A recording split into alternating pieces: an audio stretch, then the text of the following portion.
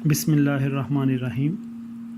नाज़रीन और सामईन, जो कॉलम अब मैं आपके सामने पेश करने जा रहा हूँ ये है सलीम साफ़ी साहब का, जो उन्होंने 24 जून 2020 को जंग अखबार में तहरीर किया है और इसका अनवान है जहांगीर तरीन 3 वाक़यात। इस कॉलम में वो जहांगीर तरीन के बारे में बता रहे हैं कि किस तरह उन्होंने पार्टी के लिए खिदमात अपनी पेश की, किस तरह वो इमरान खान के हाथों इस्तेमाल होते रहे और आखिर में उनके साथ क्या सलूक हुआ। पता नहीं इस कॉलम के ज़रिए वो जहांगीर तरीन को एहसास दिला रहे हैं कि वो कैसे यूज़ होते रहे या ख़ुद उन्हें वो यूज़ करना चाह रहे हैं उनके जज्बात को हुकूमत के ख़िलाफ़। He knows well. बहरहाल हम कॉलम का आगाज़ करते हैं। वो कहते हैं कि पीटीआई से मेरा ज़्यादा इख्तलाफ जहांगीर तरीन और उन जैसे लोगों को पार्टी में लाने और फिर जहांगीर तरीन ही को ताकतवर तरीन बनाने पर हुआ। यूँ इस जमात के अंदर पिछले बरसों में अगर मैंने किसी शख्स पर सबसे ज़्यादा तनकीद की तो वो जहांगीर तरीन ही थे। ताहम ये उनका कमाल है कि गुज़िश्ता 5-6 बरसों में उन्होंने मुझसे तल्लुक़ मुक़ता किया और ना वक़्त इज़्ज़त देने में कोई कमी की। आज इनसे मुतल्लक़ जो कुछ वाक़यात बेख्तियार याद आ रहे हैं सामीन की नज़र खिदमत में हाज़िर है। मुस्लिम लीग नून की हुकूमत के आखिरी दिनों में commander lieutenant general Asim Salim Bajwa ने कोयटा में सीपैक के हवाले से कॉन्फ्रेंस का एहतमाम किया था, जिसमें आर्मी चीफ जनरल कमर जवेद बाजवा और कई सियासी रहनुमाओं को भी दावत दी गई थी। मैं भी इसमें बतौर मुकर्रर मदऊ था, लेकिन इन दिनों काबुल में था। वक़्त इतना कम था कि मैं अगर इस्लामाबाद बज़रिया हवाई जहाज़ आता तो कोयटा बर वक़्त कॉन्फ्रेंस के लिए नहीं पहुंच सकता था। दूसरी तरफ आसिम बाजवा भाई की ताकीद ऐसी थी कि इनकार भी मुमकिन नहीं था। चुनांचा मैं कंधार तक हवाई जहाज़ में और वहां से बज़रिया सड़क बरास्ता चमन कोयटा पहुंचा। रात को आसिम सलीम बाजवा के अशाइये में आर्मी चीफ जनरल कमर जवेद बाजवा, जहांगीर तरीन और कई दीगर सियासी रहनुमा भी शरीक थे। मेरे कंधार से बज़रिया सड़क कोयटा आने के एडवेंचर का आर्मी चीफ को भी इल्म हुआ। उन्होंने मुझसे कहा कि साफ़ी, सुना है आप बड़ी एडवेंचर किया आपने। मैंने जवाब में अर्ज़ किया कि सर, कंधार से कोयटा के लिए फ़्लाइट नहीं और मैं कोई इमरान खान नहीं कि जहांगीर तरीन के स्पेशल जहाज़ में आता। इस पर साथ खड़े जहांगीर तरीन ने जवाब दिया कि मेरा जहाज़ आपके लिए भी हर वक्त हाजिर है।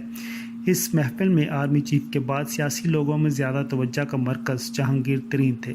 मैंने इनसे अर्ज़ किया कि मुस्तकबिल का हुक्मरान समझकर इस महफिल में लोग आपके पीछे हो रहे हैं, लेकिन अपना अंदाज़ा तो ये है कि बैलेंस करने के लिए आपको कुर्बानी का बकरा बनाया जा रहा है और आपके प्यारे लीडर भी ऑन बोर्ड नज़र आते हैं। वो नहीं मान रहे थे और कह रहे थे कि साफ़ी भाई, आप ख्वाह खान साहब के बारे में बदगुमान हैं। खान साहब अपनी नाअहली गवारा कर लेंगे लेकिन मेरी नहीं करेंगे।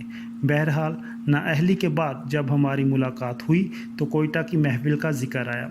कहने लगे, साफ़ी भाई, आपका अंदाज़ा ठीक था, लेकिन मैं एतमाद में मारा गया।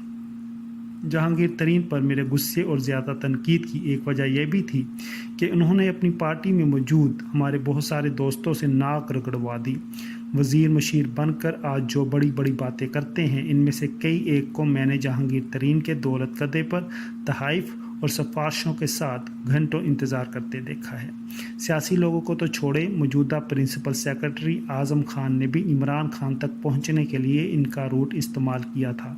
जहांगीर तरीन ने ही इन्हें खान से डायरेक्ट करवाकर पहले केपीके का एडिशनल चीफ सेक्रेटरी और चीफ सेक्रेटरी बनवाया। जहांगीर तरीन और खान के साथ डायरेक्ट हो जाने के बाद आज़म खान वज़ीर आला परवेज़ खट्टक को कोई अहमियत नहीं देते थे और तरीन ही के घर पर खुफिया मुलाकातों के ज़रिए उल्टा खान और तरीन को इनकी रिपोर्टिंग किया करते थे। अब तरीन साहब बखूबी जानते हैं कि इनके साथ जो कुछ हुआ वो जुल्फ़ी बुखारी, असद उमर, खातून अव्वल, अली जैदी और आज़म खान ने मिलकर किया, लेकिन नाम सिर्फ आज़म खान का लेते हैं। लंदन जाने से कबल उनसे मुलाकात हुई तो आज़म खान के बारे में कह रहे थे कि मैं तसव्वुर भी नहीं कर सकता था कि ये शख्स मेरे साथ ऐसा करेगा। जहांगीर तरीन डट कर इमरान खान के साथ थे और अगर इनका पैसा, जहन और मेहनत बरोए का ना आते تو خان صاحب کی وزارت عظمیٰ کا خواب کبھی شرمندہ تعبیر نہیں ہو سکتا تھا۔ وہ ہمیشہ یہ کوشش کرتے رہے کہ میرے اور خان صاحب کی دوستی کرا دیں۔ آخری کوشش انہوں نے 3 ماہ قبل کی۔ مجھے چائے پر گھر بلایا، وہاں پہنچا تو وزیر خزانہ حفیظ شیخ بھی موجود تھے۔ گفتگو ترین صاحب نے شروع کی، لیکن پھر مسلسل وزیر خزانہ بولتے رہے۔ حفیظ شیخ کا کہنا تھا کہ سلیم صاحب، آپ اور خان جیسے لوگوں کی دوستی ملک کی ضرورت ہے۔ میں جواباً عرض کرتا رہا کہ میری خان صاحب سے دشمنی ہے اور نہ دوستی۔ وہ اگر انٹرویو دینا چاہیں تو میں ایک صحافی کی حیثیت سے کل ان کی خدمت میں حاضر ہو جاؤں گا، لیکن دوستی اس لیے نہیں ہو سکتی کہ میں ان کے بارے میں رائے اس سے یکسر الٹ رکھتا ہوں جو آپ جیسے لوگوں کی ہے۔ میں تنقید چھوڑ نہیں سکتا اور وہ تنقید برداشت نہیں کر سکتے۔ حفیظ شیخ صاحب نے بہت تنگ کیا تو میں نے جان چھڑانے کے لیے عرض کیا کہ شیخ صاحب، پہلے تو آپ وزیر اعظم اور جہانگیر ترین کی صلح کرا دیں، پھر میری صلح کی فکر کریں۔ شیخ صاحب نے کہا، آپ یہ سب آپ میڈیا والوں کی افواہیں ہیں۔ وزیر اعظم ترین صاحب آج بھی اسی طرح قریب ہیں جیسے پہلے تھے۔ اس دوران جہانگیر ترین نے مداخلت کی اور کہا، میری تو خان صاحب سے صلح ہے اور ہم ابھی بھی وزیر اعظم ہاؤس میں ان سے مل کر آئے ہیں۔ میں نے عرض کیا کہ بے شک آپ مل کے آئے ہوں، لیکن میرے اندازے کے مطابق اب آپ کی ضرورت ختم ہو گئی ہے اور آپ سے جان چھڑانے کی کوششوں کا آغاز ہو گیا ہے۔ گزشتہ روز جہانگیر ترین سے فون پر بات ہوئی۔ میں نے ازرا مذاق ان سے کہا کہ آپ تو میری صلح کرا رہے تھے، لیکن خود عمران خان کی حکومت میں ملک چھوڑنے پر مجبور ہوئے۔ وہ ہنس دیے اور چپ رہے، کیونکہ اب بھی کچھ لوگوں کا پردہ رکھنا چاہتے ہیں۔ اب دیکھنا یہ ہے کہ اصل محسنوں کے بارے میں خان صاحب کی یا پھر خان صاحب کے بارے میں ان کی رائے کب بدلتی ہے، کیونکہ جہانگیر ترین کے ساتھ ایسا ہو سکتا ہے تو پھر کسی کو بھی استثنا حاصل نہیں ہے۔ جی ناظرین، یہ کالم تھا جو سلیم صافی صاحب نے تحریر کیا۔ اب مجھے اجازت دیجیے، اللہ حافظ۔